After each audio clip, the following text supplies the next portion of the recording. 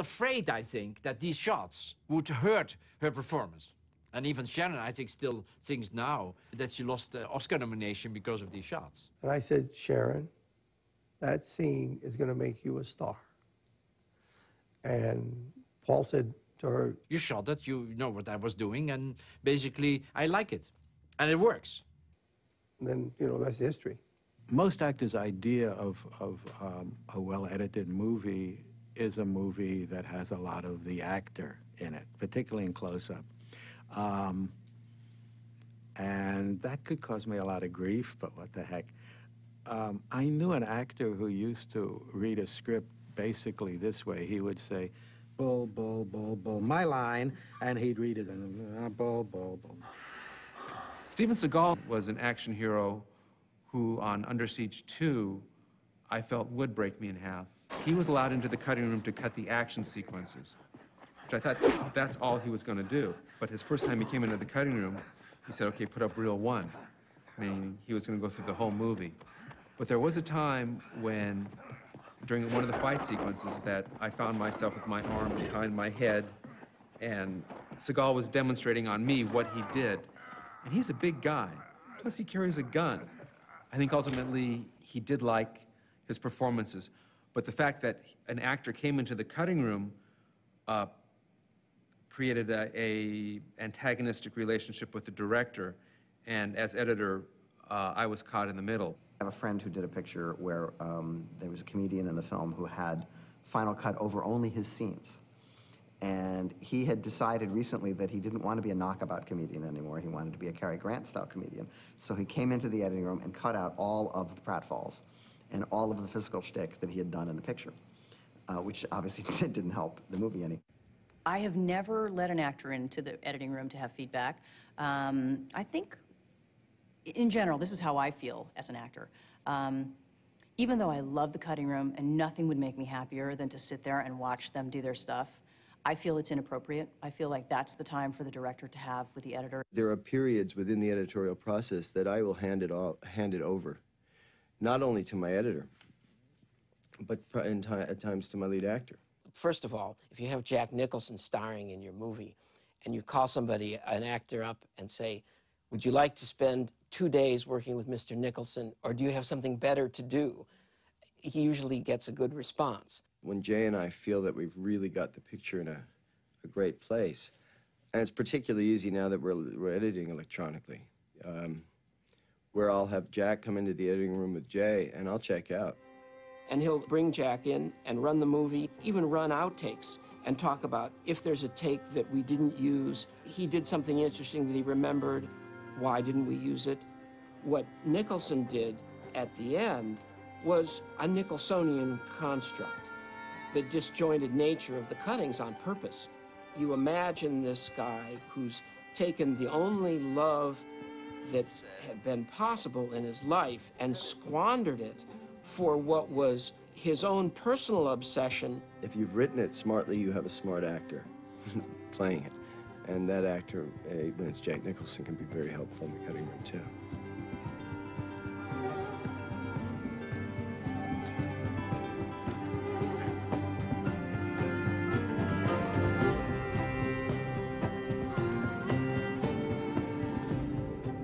I find that with the actors, in most of the pictures I made, we kind of nail it on the set, usually. And invariably, looking at rushes, I'll tell Thelma that's the take, and then she'll feel a certain thing for some other takes, and we line it up that way. Because we grew up in the cinema verite period of documentary filmmaking, it was a marked influence on how we work. And for example, I found it extremely helpful when Marty's doing heavy improvisational films like Raging Bull or Goodfellas, that my years of trying to carve a story out of a mass of documentary footage helped me wade through miles of improvisation and begin to find a way to shape it. Of course, in a film like Raging Bull, De Niro and Joe Pesci were remarkable to watch, kicking off each other. I wanted to have a very open, honest approach to the imagery and the story in the scenes that were not in the ring in Raging Bull, and that came a lot from a kind of wiping away of all technique that I had thought about before and going back to sort of an impact that I had when I was about 5 or 6 years old, having seen Italian neorealist films on TV, Paisa and Open City and Bicycle Thief. Oh, you're supposed to be a manager. You're supposed to know what you're doing. I did just what I wanted to do. That's what I'm worried about. You did exactly. You want a title shot? What are you talking? Do you want a title shot? What am I in? What am I in a circus over here? I asked him. He's got more sense about this. What are you You've doing? been killing yourself for 3 years now, right? There's nobody left for you to fight. Everybody's afraid to fight you. Okay, along comes this kid Gennaro. He don't know any better. He's a young kid, up and coming, and fight anybody. Good, you fight him. Bust his hole. Tear him apart, right? What are you worried about? What's the biggest thing you got to worry about? I'm worried about the weight. You worried about the weight? What are we arguing about for? I just said the weight. And that was one of the hardest things I've ever had to do because I only had one camera on the actor at all times, so I didn't have the response, the immediate response of the actor. So it meant that I had to put it together like a jigsaw puzzle. It was a lot of fun, but it took a long time. Ultimately, what I think I need her to watch for me is the emotional impact of the picture, is keeping track emotionally of the characters. This is the key for me. I always find the editor has more objectivity than the director, because the editor wasn't on the set. The editor didn't cast the movie. The editor didn't do the storyboards. The editor didn't inundate him or herself with a year and a half of pre-production.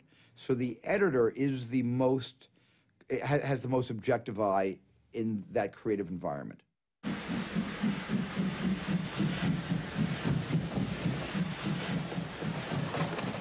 I remember one night, I go over to Steven's house in Poland. I said, Steve, I want to run this scene for you. And he says, he's okay, and I run the scene. He looks at me. He says, I'll see you in the morning. He walked out. He was so emotionally involved with the scene. He couldn't believe that he shot it. It was so real. We were all terribly affected by the film. There's something inside that takes over. When it's very emotional, when there are problems in people's lives, something emotional takes over that's beyond your conscious mind. It seemed like an extreme example, but when you're editing that kind of film, you have to disassociate. You have to see each thing as a scene, and you build the scene and do the best you can with each scene. And then when it melds together, that's when you get the full force. I think the scene in Schindler's List really illustrates the importance of emotion through film editing. It's the scene where they have a drink together, the first drink they've shared, because Stern has refused to drink with Schindler until this moment.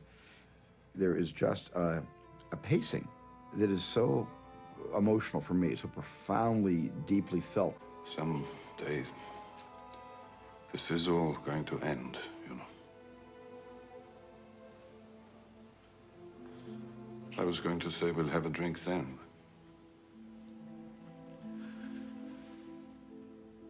I think I better have it now. Mike Hahn's choices of how long to let the characters look at each other and study each other and think about how they're feeling, that was all done in the editing room. It wasn't in the script, and it wasn't on the floor the day I shot it. That whole emotional kind of meeting of the minds between those two great men happened in the editing room. In dialogue scenes, I like people looking at each other. I like eyes to meet. So they're getting into each other and you're connecting. For me, I'm always having problems cutting long scenes where people talk to each other, because you've got an unlimited amount of choices and opportunities when you just have two talking heads.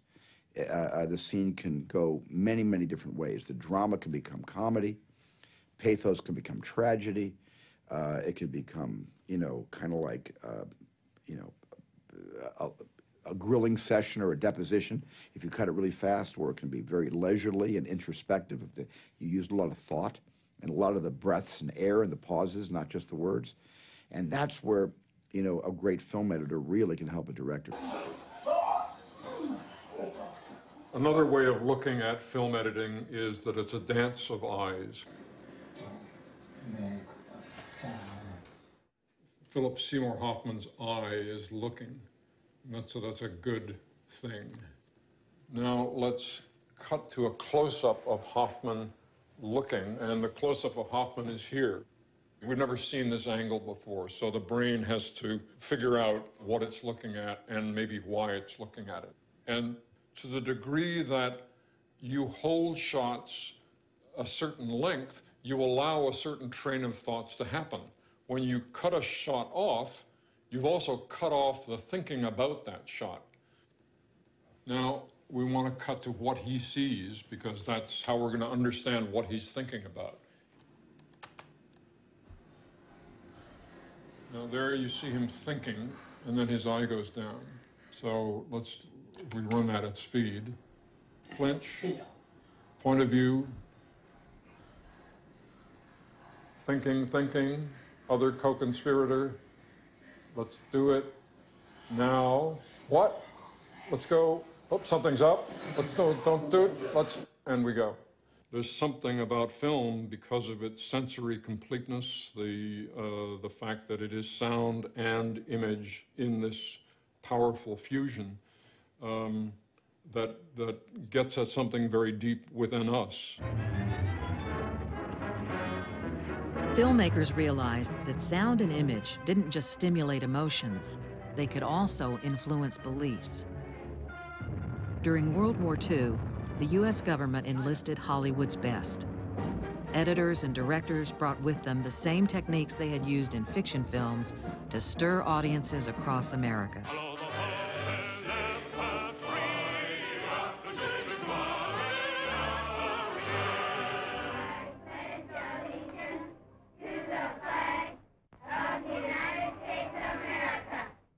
The Hollywood recruits applied their skill to American propaganda films, such as Why We Fight. Both German and American political leaders recognized how powerfully sound and picture can manipulate audiences. One of the most infamous examples of film used for political propaganda was Triumph of the Will.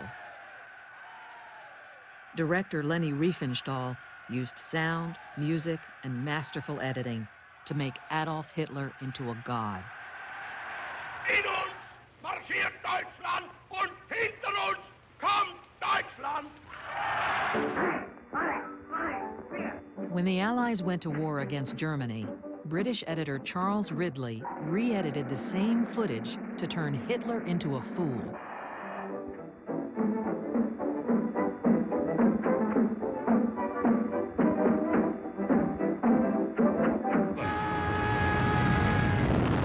Whether used for propaganda or entertainment, these techniques showed how powerfully editing could shape hearts and minds. I had seen the German propaganda in Holland when we were occupied.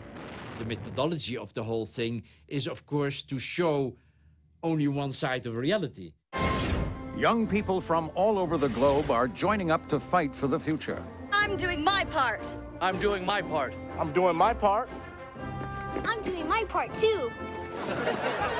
Well, Starship Troopers is, style-wise, as a movie, has been influenced consciously by Why We Fight in the Second World War, Triumph of the Will.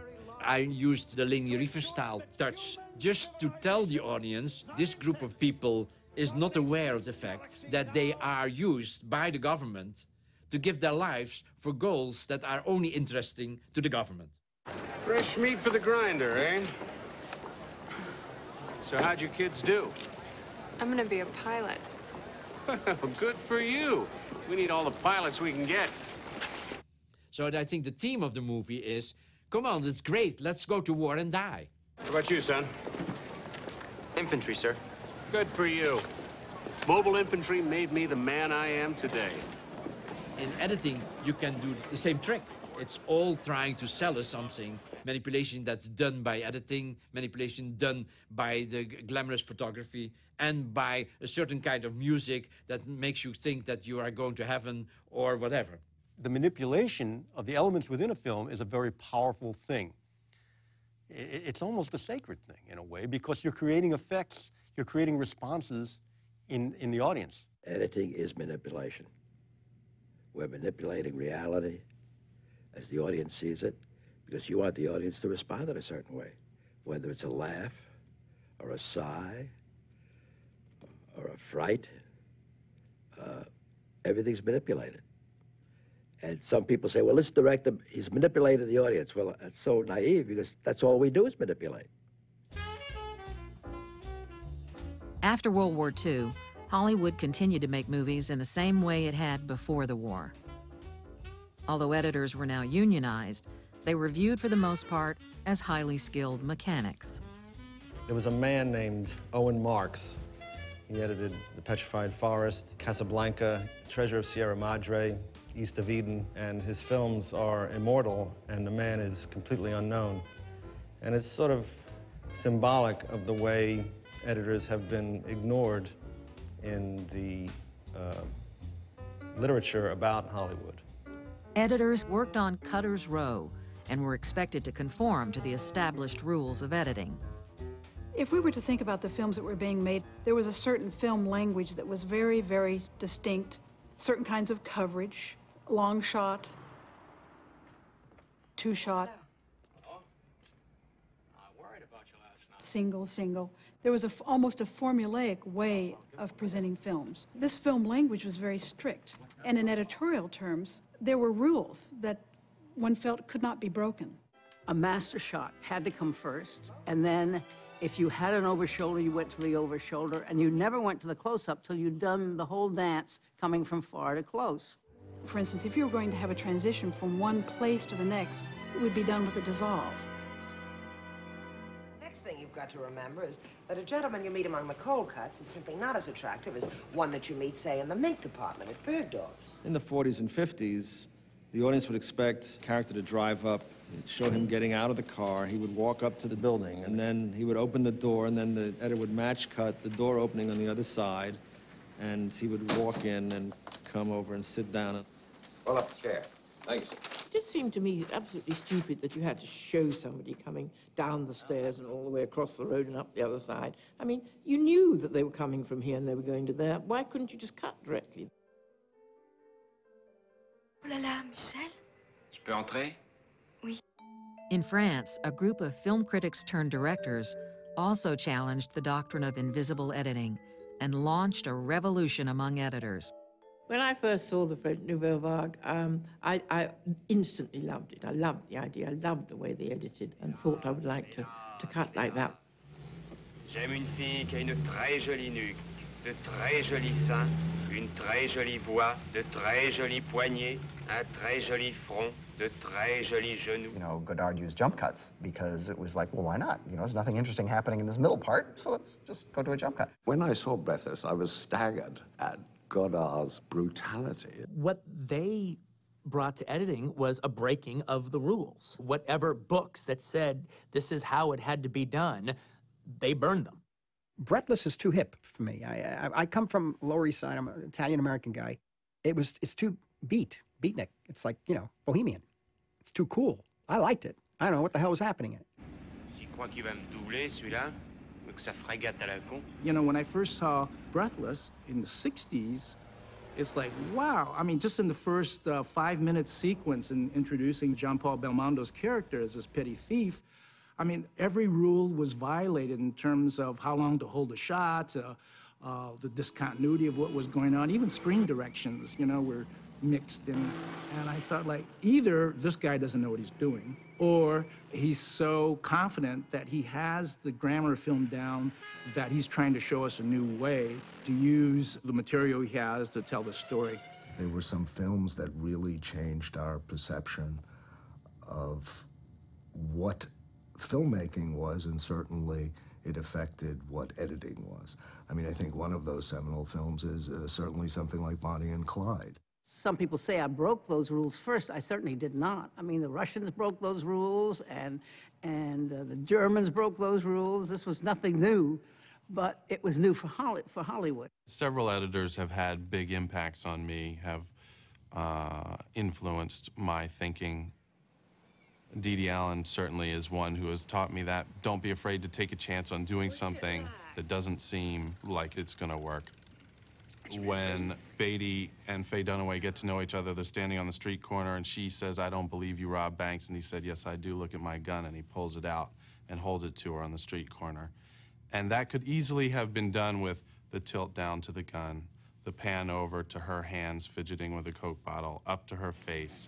But it was done in her eyes look from him down, gun, back to him. It keeps you on edge. There's the excitement, there's the danger, there's the eroticism in not being able to fully get every moment because you're cutting it off and you are not allowing the moment to come to fruition. Bonnie and Clyde was much more violent than anything we'd done because basically the Americans like violence much more than we do. Well, it was shot in so many wonderful ways because this is the scene that Arthur intended to be cut in this fashion. The fact that it was so beautifully executed right from the very first cut. Jerry Greenberg was my assistant, and on the last scene, I left Jerry alone with that scene, and he did all the primary editing on that. All I did was tighten it later.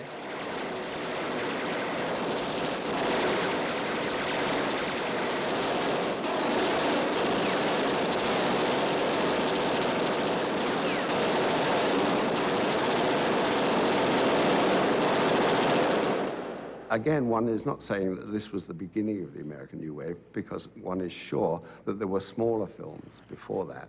But this was the one that, like Birth of a Nation, which suddenly an audience noticed and said, wow. Bonnie and Clyde paved the way for films like Easy Rider.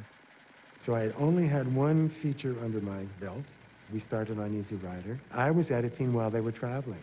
Footage was flowing in by the mile. It was great, it was exciting, it was totally different than anything I had been involved in. These transitions that everybody remembers going from one scene to the next, where it flashes forward to the scene, flashes back to the scene you're in. Dennis didn't want a straight cut. I didn't want dissolves. So we kept throwing it around, and it was Dennis who cooked the part of the idea, which was, what if we went and then came back? And I said, yeah, but let's do it 3 times. Then we finally arrived at the length, and each one is 6 frames. Said, now we can use this whenever we want to. Well, as it turned out, it started to become a device. And so we stopped doing that. I said, no, we aren't going to do that. We'll only use it in special places. Without giving anything away, everybody was stoned when they were shooting. I learned soon on that I could not be stoned and edit. While it was going on, I thought it was grand. Then I look at it when I was straight, and I say, this is awful. I got to throw it out and start all over. This film has become an icon. I'm grateful that I had something to do with it, because I had grown up in the 30s, 40s, and 50s with movies as they were then. And finally